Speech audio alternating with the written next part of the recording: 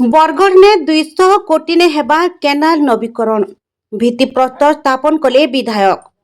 Canal कामर हेबा नवीकरण शुभ भित्तिप्रस्तर स्थापन कले बरगढ़ विधायक अश्विनी षडंगी। आउ न रहे तलमुड़ के पैन समस्या, चाषी खेत के सीधा पहुंचवा पैन। जलसेचन व्यवस्था के आहुरी सुदृढ़ करबा लगी मोहन सरकार करबे कोटी कोटी टंका खर्चा। कथा देकरी कथा रखले मुख्यमंत्री। समलपुर गस्तरे आसिकरी हीराकुद कमांड एरियार नवीकरण और उन्नतीकरण लगी करिथिले 800 कोटी टंकार घोषणा, जहार काम खूब शीघ्र आरंभ हेबाके जाउछे।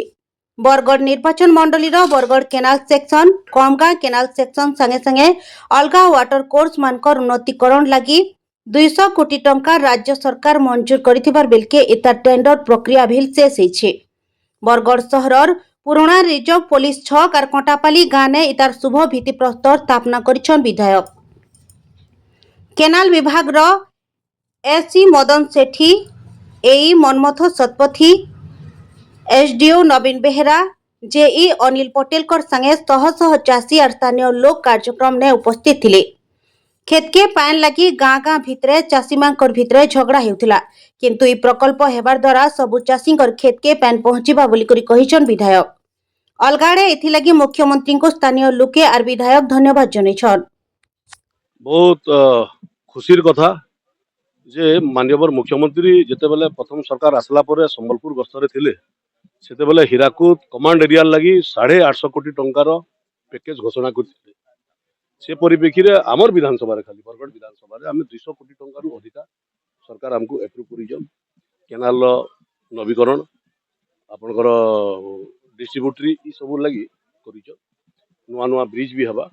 आज आमे 22 कोटी टंकार ये जेंटा अच्छे आपन कमगा जेंटा आपनकर ये अच्छे कमगा सेक्शन अच्छे ई सेक्शन रे 22 कोटी टंकार काम हेबा, जेंटा कि 15टा सेक्शन रे काम हेबा। ब्रिज हेबा आगड़े गोटे आपनकर जेंटा जड़ा पाके गोटे ब्रिज हेबा।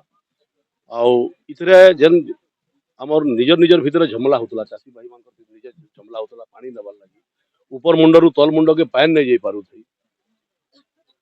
गाँव गाँव भितर झगड़ा होतला, मते लागुची इटा हला परे जहाँ अधिकारी माने कहउछन एटा 4टा क्लोजर रहबा। ये 4टा क्लोजर 2 वर्ष परे एटा पूरा संपूर्ण हबा।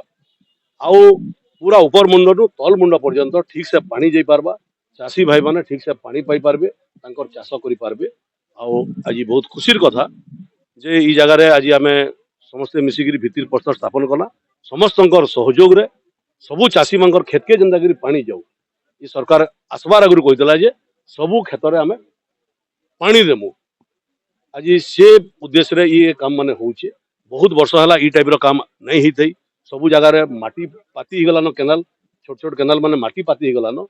इटा हला हेबार द्वारा हमर ऊपर मुंडरू तल के पानी जीवा, चाषी माने हमर लाभान्वित हेबे।